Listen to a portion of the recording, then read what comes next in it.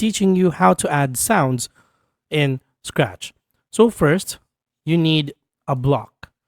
Okay, let's just put it in here to begin with.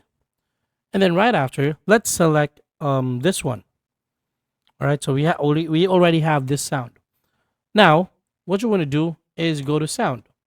So you could use this block, you could use this block, or yeah, you could use these two blocks.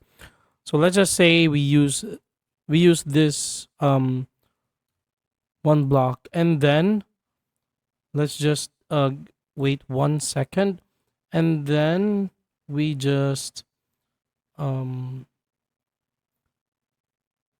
set the volume to 50. So this is just simply how to add a sound. So if you open the screen up right here and then I click this one, you should be able to hear a sound. So that's how easy it is. Thank you so much for watching. Please do not forget to subscribe